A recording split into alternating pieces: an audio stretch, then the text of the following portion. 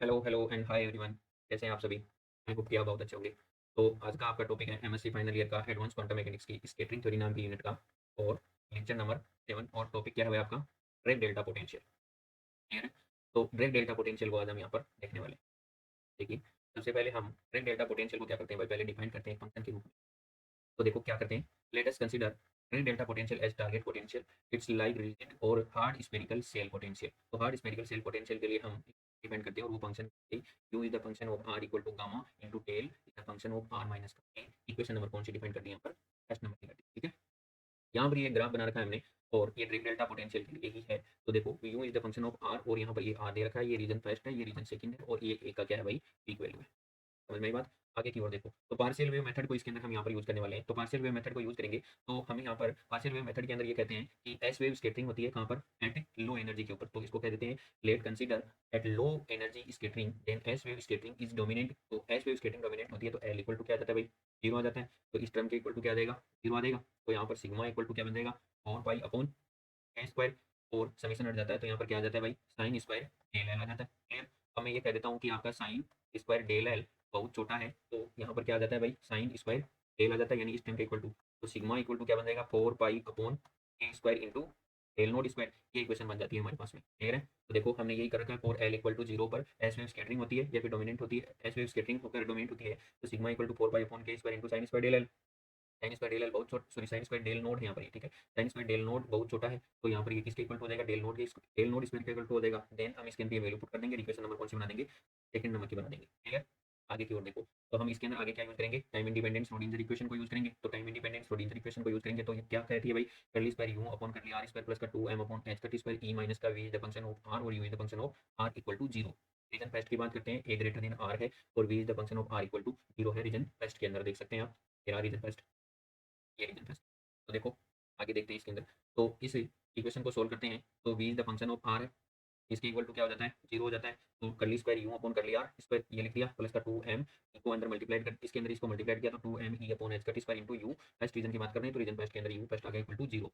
इसका वैल्यू किसके equal to होता है भाई, इसका वैल्यू के स्क्वायर के इक्वल टू होता है। तो इसको लिख दिया curly square u first upon curly r square plus का k square into u first equal to zero. और इक्वेशन कौन सी बना दी, ऐड बना दी। आगे सुनो इसको, तो इस इक्वेशन को हम क्या करते हैं भाई, सोल्व करते हैं। तो इसका सॉल्यूशन क्या होता है भाई, so the solution of this equation, यहाँ पर ऑफ लिखा ऑफ दिस इक्वेशन क्या है भाई, u first equal to a sine k r. Equation कौन सी लिख दी, फोर लिख दी मैंने यहाँ पर।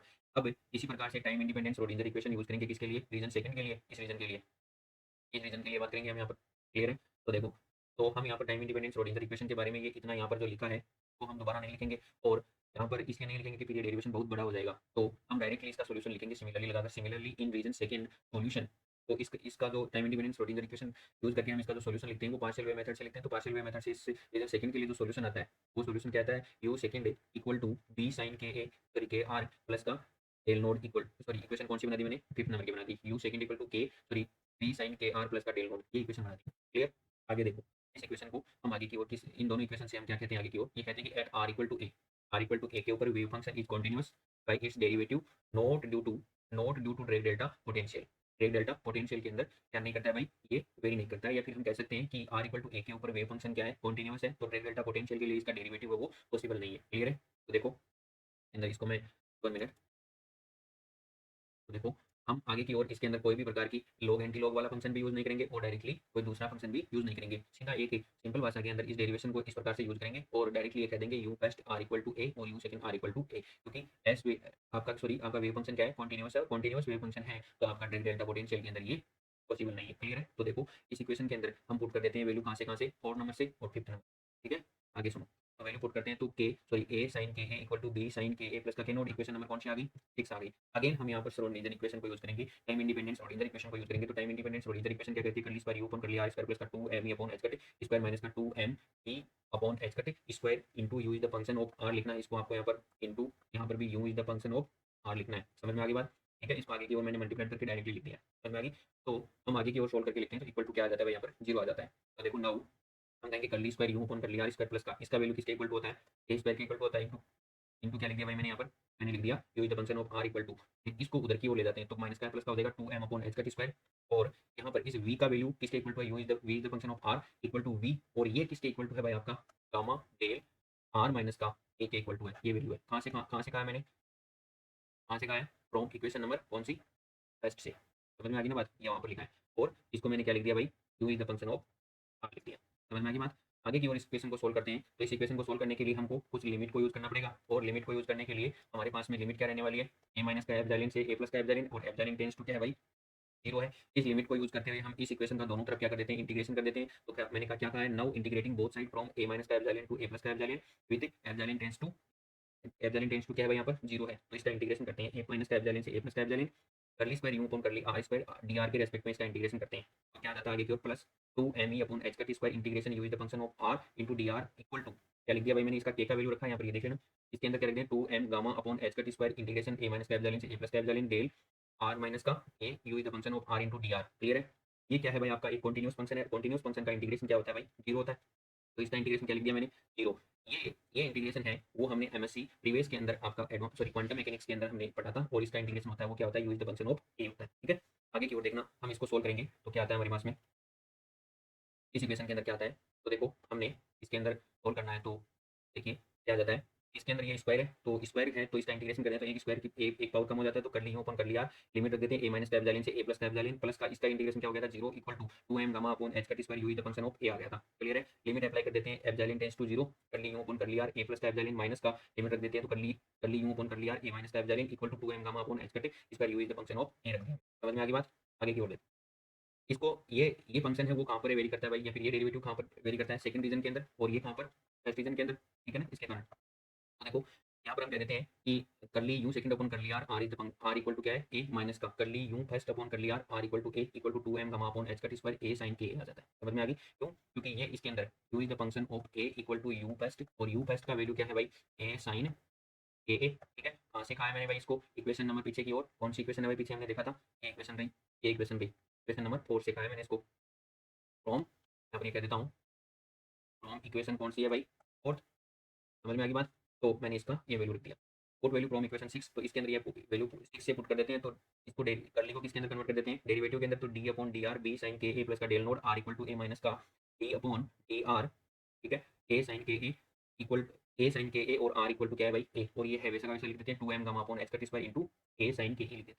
समझ में आ गई बात। आगे की ओर सुनना, इसका हम डेरिवेटिव करते हैं डी आर के रेस्पेक्ट में। तो क्या आता है भाई, ए बी कोस के ए, यहाँ पर ए है ना, प्लस का del naught r equal to a minus का a k cos k a r equal to a equal to 2m gamma upon h cut square a sine के a आ जाता है। समझ में आ गई बात। आगे की ओर इसको अंदर इसको समझते हैं हम, तो देखो क्या आता है इसके अंदर क्या आ जाता है भाई, इसको सोल्व करते हैं तो ए सॉरी बी के कोस के ए प्लस का डेल नोड इक्वल टू, तो उधर की ओर ले जाते हैं, माइनस है तो प्लस का हो जाएगा, तो ए k cos k a plus का 2m gamma upon h cut square into a sine के ए। इक्वेशन नंबर कौन सी है, 7th नंबर की है। 7th नंबर को 6th नंबर को क्या कर देते हैं, डिवाइड कर देते हैं। तो क्या आता है हमारे पास में, के कोट के ए प्लस का के epsilon sorry k cot k a plus का del node equal to k cot k a plus का 2m gamma upon h cut square आ जाता है। क्लियर है। इसको आगे की ओर लिखते हैं हम, तो के कॉमन ले लो मैं यहाँ से, तो क्या आ जाता है, कोट के ए प्लस का 2m गामा अपॉन के एच का स्क्वायर आ जाता है। इस केस से ये कैंसिल, यहाँ पर क्या आ गया भाई, कोट के ए प्लस का डेल नोड इक्वल टू क्या आ गया, कोट के ए प्लस का 2m गामा अपॉन के एच का स्क्वायर आ गया। समझ में आ गई बात। ये आगे की ओर मैंने सोल्व किया। तो अब देखो कोट एक्स का एक्सपेंशन होता है वो 1 अपॉन एक्स माइनस का एक्स अपॉन 3 प्लस का आगे की ओर ये एक्सपेंड हो जाता है। तो ये इस इधर की जो हायर ऑर्डर की टर्म है या फिर आगे की टर्म्स है उसको मैं क्या कर देता हूँ भाई, नेगलेक्ट कर देता हूँ। ठीक है। तो अब मैं यहाँ पर क्या लेता हूँ भाई, फर्स्ट टर्म लेता हूँ यानी स्मॉलेस्ट टर्म लेता हूँ। तो स्मॉलेस्ट टर्म के अंदर cot x approximately equal to किसके है भाई, 1 अपॉन एक्स के। देन अब हम क्या कहेंगे, यहाँ पर देखो ये वैल्यू किसकी है भाई, आपके पास में यहाँ पर एक्स की है, और ये भी किसकी है भाई, एक्स की है। तो देखो कोट के ए प्लस का डेल नोट इक्वल टू क्या लिखूंगा भाई मैं, इसका एक्सपेंशन करेंगे तो क्या आ जाएगा, कोट के ए प्लस का del naught equal to 1 upon k a plus का डेल नोट, ये आ जाएगा। ठीक है। और इसके अंदर भी coat k A equal to क्या आ जाता है भाई, 1 अपॉन के ए आ जाता है। तो देखो मैंने सिमिलरली इसको ऐसे लिख दिया, कोट के ए प्लस का डेल नोट को 1 अपॉन के ए प्लस का डेल नोट, और कोट के ए को मैंने लिख दिया 1 अपॉन के ए प्लस का 2m gamma upon h cut, इस पर ये वैल्यू रख दी। समझ में आ गई बात। अब भाई मैं इसको क्या कर देता हूँ भाई, इसको ऊपर ले जाता हूँ तो ये नीचे आ जाता है। ठीक है। तो देखो के ए प्लस का डेल नोट तो 1 अपॉन के ए प्लस का 2m गामा अपॉन के एच कट इक्वल टू, यहाँ से क्या कॉमन लेता हूँ, के कॉमन ले लेता हूँ, तो के कॉमन ले लेता हूँ 1 अपॉन ए प्लस का 2m gamma upon h cut square equal to, k को इधर की ओर ले आते हैं तो के अपॉन 1 अपॉन ए प्लस का 2m gamma upon h cut square, ये इक्वेशन आती है। समझ में आ गई बात। आगे की ओर सुनो, इसका वैल्यू चाहिए आपको डेल नोट का, तो डेल नोट के इक्वल टू क्या लिख देता हूँ मैं, के इक्वल टू ए अपॉन ये की ये वैल्यू यहाँ पर लिख देता हूँ माइनस का, ये के ए प्लस का इधर की ओर, उधर की ओर जाकर किसका हो जाता है, माइनस का हो जाता है, इक्वल टू क्या लिख देता हूँ यहाँ पर, के कॉमन ले लेता हूँ इसमें से पूरी में से, तो क्या जाता है 1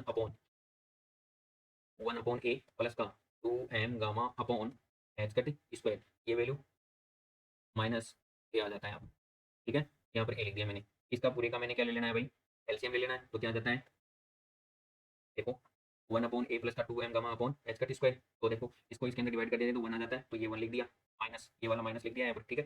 देखो इस माइनस को रखते हैं तो देखो क्या आ जाता है, इसका इसके अंदर डिवाइड करते हैं तो 1 अपॉन ए प्लस का 2m gamma upon h cut square bar divide होता है, इसको ए से मल्टीप्लाइड करते हैं तो ये ए और ये ए 1 अपॉन ए, तो ये कैंसिल होकर यहाँ पर 1 आ जाता है, किसका माइनस का, माइनस ये अंदर अंदर माइनस ये और मल्टीप्लाइड होता है, ठीक है। तो यहाँ पर क्या आ जाता है भाई, देखो ये ए मल्टीप्लाइड होता है इसके अंदर, इसके अंदर, तो यहाँ पर क्या आ जाता है 2m गामा ए अपॉन एच कट स्क्वायर, यहाँ पर ये एच कट स्क्वायर है, ठीक है।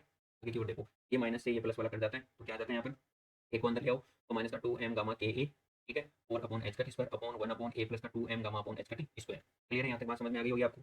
तो आगे की ओर इसको सोल्व करते हैं, तो देखो इस इक्वेशन में से मैं क्या कॉमन ले लेता हूँ, मैं कॉमन ले लेता हूँ 2m gamma upon h cut square, ठीक है, यहाँ पर तो ये ऊपर वाला ये पार्ट कट जाता है 2m गामा, ये कट जाता है upon h cut square cut जाता है, तो यहाँ पर इसमें से कॉमन लिया था तो यहाँ पर क्या बच गया था भाई, 1 प्लस का H cut square upon 2m gamma ए बच गया था, ऊपर की ओर क्या बचा, ये तो कैंसिल हो गया था 2m gamma upon h cut square, और के ए बच गया था किसका, माइनस का, ठीक है। समझ में आ गई बात। आगे की ओर हमारे पास में डेल नोट का वैल्यू ये आ जाता है, समझ में आ गई होगी शायद बात यहाँ तक। तो इसके अंदर हमने किया कुछ नहीं है, नॉर्मली एक ऊपर की ओर और नीचे की ओर इन वैल्यूज को ले जाकर सोल्व किया है और एलसीएम लिया है, ठीक है। आगे की ओर देखना, तो हमने ये इक्वेशन बना कर आए थे पीछे, ये इक्वेशन कहाँ पर है, देखो ये रही वो इक्वेशन, ये रही इक्वेशन सेकंड, इक्वेशन सेकंड से कहा है हमने लास्ट में, तो हमने यहाँ पर कहते हैं कि नाउ यूजिंग कौन सी इक्वेशन भाई, इक्वेशन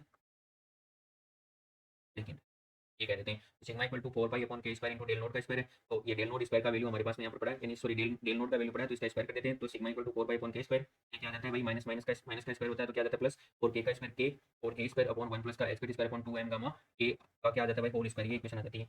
आगे की ओर सोल्व करते हैं, sigma equal to 4 pi a square upon 1 plus का h square upon 2m gamma a का होल स्क्वायर आ जाता है। समझ में आ गई बात। अब मैं क्या कहता हूँ भाई, मैं ये कह देता हूँ कि if strength of drag delta potential is very large, या फिर मैं कह देता हूँ लार्ज है, गामा का वैल्यू क्या है भाई, बहुत लार्ज है, तो हमारे पास में इसका वैल्यू क्या जाता है 1 प्लस का H cut square upon 2m gamma ए, इसका वैल्यू क्या आ जाता है भाई अप्रोक्सीमेटली इक्वल टू 1 आ जाता है, तो हमारे पास में ये इक्वेशन क्या बन जाता है भाई, यहाँ पर 1 रखते हैं तो sigma approximately equal to 4 pi a square आ जाता है, तो ये क्या है भाई आपका ड्रैग डेल्टा पोटेंशियल है, ठीक है। समझ में आ गई बात। तो ये आपका डेरिवेशन यहाँ तक पूरा होता है, और अपने नोट्स बनाइए कंटिन्यूसली और अपना पढ़ाई को कंटिन्यू रखिए। तो थैंक यू फॉर टुडे।